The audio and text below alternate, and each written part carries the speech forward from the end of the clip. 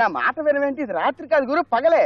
కాదు గురు, ఇది రాత్రి గురు. అబ్బా నా మాట అర్థం చేసుకోండి, ఇది రాత్రి కాదు పగలే. అయితే నీ కళ్ళతోటి తీసి చూడు, గ్యారంటీగా ఇది రాత్రి. ఇదిగో నేను కళ్ళతోటి పెట్టుకున్నా పెట్టుకోపోయినా ఇది రాత్రి కాదు పగలే. ఇది అయితే నీ కళ్ళకే ఏదో అయి ఉంటుంది, నేను రాసిస్తాను, గ్యారంటీ ఇది రాత్రి. నా కళ్ళకేం కాదు, నీ కళ్ళకేదంటే ఇది రాత్రి కాదు పగలైతే.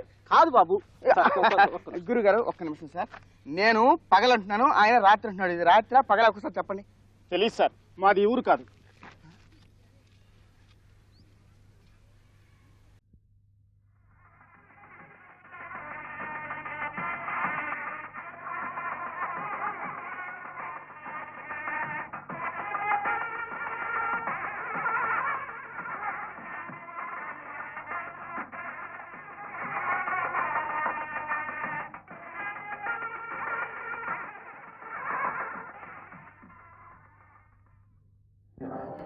గురువు నీకు షేక్స్పియర్ తెలుసా? తెలుసు ఏమిటయ్యా, హీజ్ మై క్లాస్మేట్. ఎలా ఉన్నాడు ఇప్పుడు? అతను పాపం వెరీ షై బాయ్. నేను చెప్పేది ఇంగ్లాండ్ లో. అవునయ్యా, ఇక్కడ చదువు పూర్తయిన తర్వాత మేమేమన్నా ఇంగ్లాండ్ పంపాం. పాపం ఎలా ఉంది వాడు ఉద్యోగం? సుప్రసిద్ధ ఇంగ్లీష్ రచయిత అయ్యా. అవునయ్యా, ఇక్కడ ఉన్నప్పుడు కూడా వాడు ఇంగ్లీష్ లో నవళ్ళు కథలు ఏవో రాసేవాడు. అతను చనిపోయి చాలా కాలం అయింది. షేక్స్పియర్ చనిపోయాడా? చనిపోయాడు కాదు. పాపం వాళ్ళ భార్య పిల్లలు ఎలా ఉన్నారో ఏమిటో. నీతో ఇక లాభం లేదయ్యా. లాభం లేదంటాడు ఏమిటి? సాధారణంగా కొంతమంది మాట్లాడేటప్పుడు ఒకే పదం తరచుగా వినిపిస్తూ ఉంటుంది, దాన్నే మనం ఊత పదం అంటూ ఉంటాం. ఆ ఊత పదం లేకుండా మాట్లాడండి సార్ అన్నామా, ఇక వాళ్ళు ఏం మాట్లాడలేరు పాపం. అది వాళ్ళ అలవాటు. మానస సంచరే బ్రహ్మణి మానస. ఈసారి కాఫీ పొడి మార్చాను. ఎలా ఉంది కాఫీ? నీ చేత్తో కాఫీ తయారు చేయడం ఎలాగో ఉండడమా, రంభలా ఉంది. అబ్బా, ఎంతసేపటికి ఆ పేపర్లో తలకాయ దొరచడమేనా? ఇంటి విషయాలు ఏమైనా పట్టించుకునేది ఉందా? ఎందుకు పట్టించుకున్నాయి? సెలవివ్వు. నానిగాండి కాన్వెంట్ లో కంటే ఏదైనా రెసిడెన్షియల్ స్కూల్లో చేర్పిస్తే ఎలా ఉంటుందంటారు? రంభలా ఉంటుంది. ఇది మీకు సమాధానం చెప్పండి. మా తమ్ముడు కొడుకును కూడా అదే స్కూల్లో చేర్పిస్తున్నారు. ఇద్దరు కలిసిమెలిసి చక్కగా చదువుకుంటారు. ఎలా ఉందంటారు నా ఆలోచన? నీ ఆలోచనకి ఏమిటో రంభలాంటి ఆలోచన. Hi aunty. సంజయ్ రారా, కూర్చో కూర్చో. ఏమిటమ్మా విశేషాలు? ఏముందంకు, అంతా బాగానే ఉన్నాం. ఆఫీస్ నుంచి వస్తూ వస్తూ మిమ్మల్ని చూద్దాం అనిపించింది, వచ్చేసాను. నీకేమిటమ్మా రంభలాంటి ఉద్యోగం? అన్నట్టు అడగడం మర్చిపోయాను. నిన్న మీ ఇంటికి నిన్ను చూడటం కోసం పెళ్లివారు వచ్చారటగా, అబ్బాయి ఎలా ఉన్నాడు ఏమిటి? అబ్బాయికి అంకుల్ రంభలా ఉన్నాడు.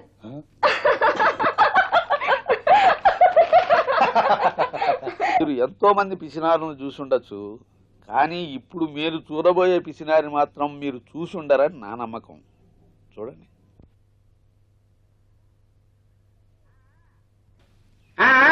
వినిపిస్తోంది, బాగా వినిపిస్తోంది. చెప్పు చెప్పు. ఏమిటి, అమ్మాయిని పిల్లల్ని తీసుకుని పండగకి వస్తానంటావా? ఎందుకు నాయనా ఛార్జీలు దండగా? స్వీట్లు పంపిస్తానంటావా? మా నాయనే పంపించు. కొత్త రకం స్వీట్లు ఏమైనా ఉంటే నేర్తో చేసినవి మరి కాసిన పంపించు. మీ అమ్మ నేను 4 రోజుల పాటు తింటాం. వినిపిస్తోంది, గంట కొట్టినట్టు వినిపిస్తోంది. బట్టలు కూడా పంపిస్తానంటావా? మా నాయనే అలాగే పంపించు. నాకు సిల్క్ లాల్చి మీ అమ్మకో మంచి చీర పంపించు. వెంటనే 400 పంపించు నాన్న. వినిపించుడాలా? 400 రూపాయలు పంపించు. వినిపించబోవడం ఏమిటండి? మాకందరికి స్పష్టంగా వినిపిస్తోంది. 400 రూపాయలు పంపించమంటున్నాడు మీ అబ్బాయి. ఇక్కడికి వినిపిస్తోంది మాకు. అంత స్పష్టంగా వినిపిస్తే నువ్వు పంపించు 400.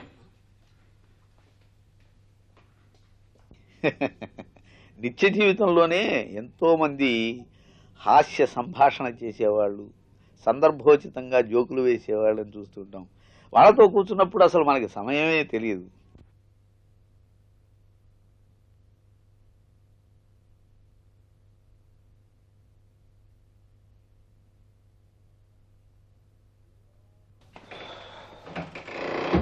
సుందరరావు. గురువు గారు, ఆఫీసర్ గారు ఎలా ఉన్నారు? ఎర్రగా పొట్టిగా ఉన్నారు.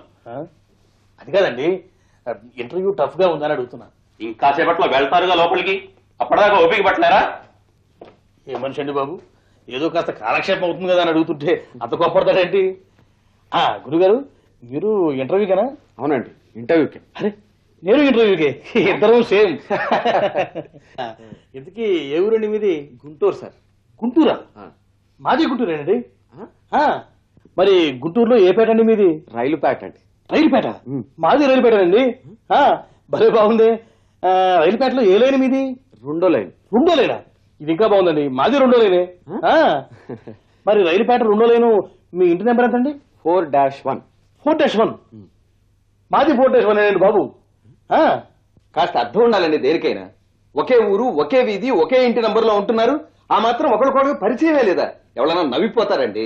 అయితే మీకేమిటండి మధ్యలో? నాకు అర్థం కాదు. మా ఇద్దరిది ఒకటే ఊరు, ఒకటే వీధి, ఒకటే ఇల్లు. అయితే మీకేమిటో నాకు అర్థం కాదు. లోపల నుంచి మా పేర్లు పిలిచేంత వరకు మా కాలక్షేపం కావాలి, మేము మాట్లాడుకుంటాం. అసలు మీకు ఇంకో విషయం తెలుసా? మేమిద్దరం అన్నదమ్ములం.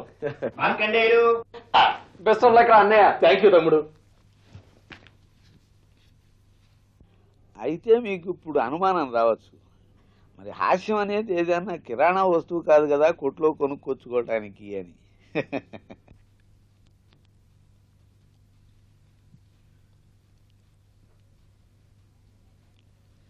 నాకన్నా సహనం గలవాడి ఈ ప్రపంచంలో లేడు. నాకన్నా ఓర్పు గలవాడిని నేను ఇంతవరకు చూడలేదు. కానీ ఒక్క విషయం మాత్రం గుర్తుంచుకో, సహనానికైనా ఒక హద్దు ఉంది, ఓర్పు కూడా ఒక లిమిట్ ఉంది.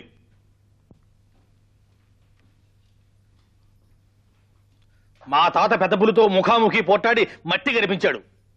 మా నాన్న సింహంతో తలపడి నెగ్గుకొచ్చాడు. నేను చిన్నతనం నుంచి పులి పిల్లలతో ఆడుకున్నాను తెలుసా. అంత పౌరుషం గల వంశంలో పుట్టినవాడిని. ఇంట్లో అంతా నా ఇష్ట ప్రకారమే జరగాలి. నా మాటకు ఎదురు చెప్పేవాళ్ళను నేను సహించను. ఎవరు? శారదా, ఎప్పుడొచ్చావే ఉండండి. ఎంతకాలమైంది నిన్ను చూసి. నిన్న సాయంత్రమే వచ్చాను. బాగున్నావా? ఇలా ఉన్నానులే. మా పెళ్ళైన తర్వాత ఇదేగా నువ్వు రావడం. ఏమ్మా ఇప్పుడు గుర్తుకొచ్చాను నీకు నేను? ఆహా, పెద్ద నువ్వే మహా మా ఇంటికి నెలలా వస్తున్నట్టు. నా అంత మంచివాడు లేడు, నా అంత చెడ్డవాడు లేడు. కోపం వచ్చిందంటే నేను అసలు మనిషినే కాదు తెలుసా. ఎవరే తిడుతోంది? మా శ్రీవారు. ఇంత రాచి రంపాన పెట్టే భర్తతో ఎలా నెగ్గుకొస్తున్నావే సరోజ? చివరికి నీ బ్రతికి ఇలా అయిందన్నమాట. నా మాట లేకుండా ఈ ఇంట్లో క్షేమ కూడా కదలడానికి వీల్లేదు. అటు పూచిక పుల్ల ఇటు జరగడానికి కూడా నా పర్మిషన్ కావాలి. నన్ను అడగంది ఇంట్లో ఎవరు గాలి కూడా పెంచడానికి వీల్లేదు, తెలిసిందా? ఇంకా ఎందుకే చదువుతున్నావు ఈ పుస్తకాలు? పతిభక్తి, భర్తను పూజించడం ఎలా? భార్య అంటే భర్తకి అణిగిమణిగి పడి ఉండే ఆట వస్తువు కాదు. ఆయన అన్నన్ని మాట్లాడుతుంటే ఆ మాత్రం నోరు మించడం చేత కాదు. ఉండు, నే వెళ్ళి 4 జాడించేస్తాను మీ ఆయన్ని. శారదా, శారదా, నన్ను ఆపుకు. కష్టాల్లో ఉన్న నిన్ను ఆదుకోవడం స్నేహితురాలుగా నా కర్తవ్యం. శారదా, నా మాట ఎనివే ప్లీజ్. చూడు, ఇంటెడు చాకిరీ చేసే ఇల్లాలి మీద నోరు పారేసుకునే మీ శ్రీవారు లాంటి వాళ్ళకి ఎలా గుణపాఠం నేర్పాలో నాకు బాగా తెలుసు. నన్ను వెళ్ళని. శారదా, శారదా. ఆఫీసులో మనం అంటే టెర్రర్, ఇంట్లో కూడా మనం అంటే టెర్రర్. That's all.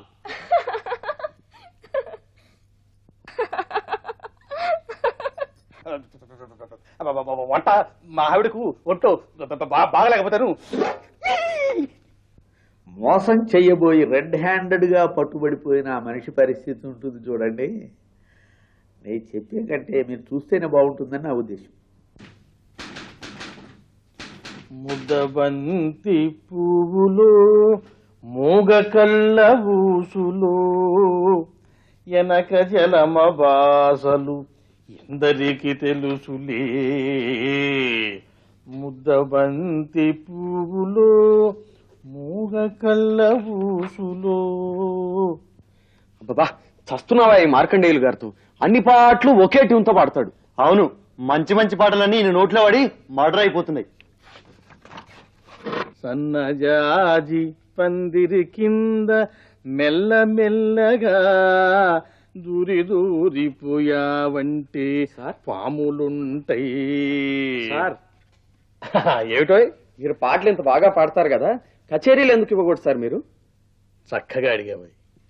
1979లో ఆగండి ఆగండి. అదేమిటిది చెవులో పూలు పెడుతున్నావేమిటి? భక్తి సార్. పెద్దవాళ్లతో మాట్లాడేటప్పుడు భక్తితో మాట్లాడాలని మా బామ్మ చెప్తుంది. భక్తి. అలాగా, నైస్ బాయ్. ఇక చెప్పండి సార్. 1979లో ఇది గంగా అండ్ మంగా కంపెనీ కచేరీ ఫైల్. ఇద్దామని స్టేజీ మీదకి ఎక్కేసరికల్లా ముందు వరుసలో కూర్చున్న వాళ్ళలో ఒక అతను మూర్చిపోయాడు పాపం.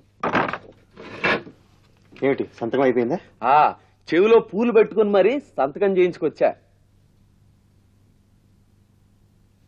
ఆ పూలిటివ్. ఎందుకు? రేపు నేను ఊరెళ్ళాలి, లీవ్ కావాలి.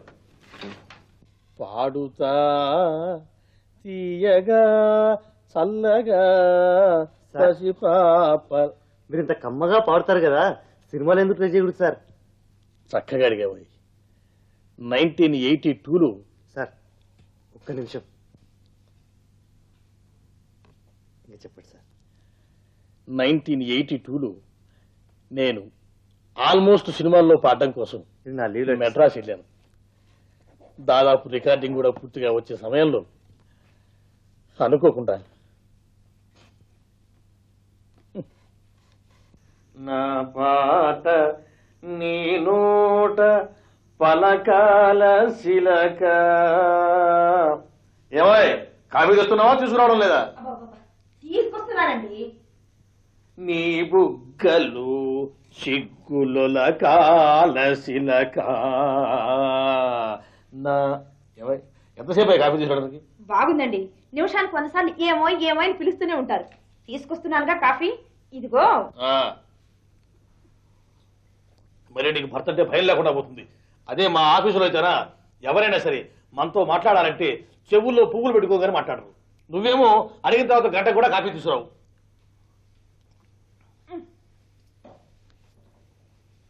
కనీసం తల్లోనున్న పువ్వులు పెట్టుకో. నా పాట నీ నోట. సార్, ఎండి గారు మిమ్మల్ని అర్జెంట్ గా రమ్మన్నారు. అలాగా?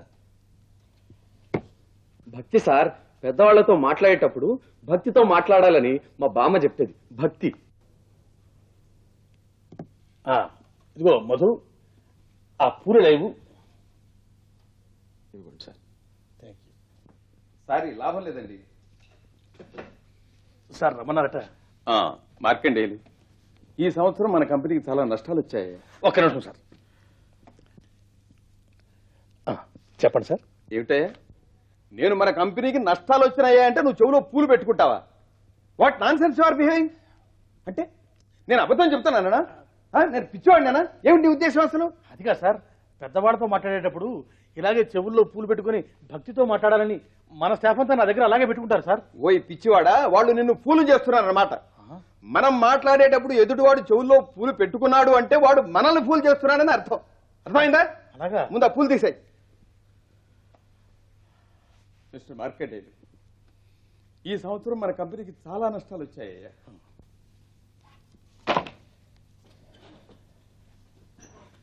సార్, 1979లో కచేరీ కోసం మీరు స్టేజీ ఎక్కామన్నారు కదా సార్?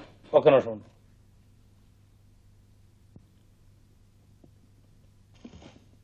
ఇక చెప్పు నాయనా. అది విషయం. టైం అయిపోయింది, ఇక మీరు సెలవిస్తే.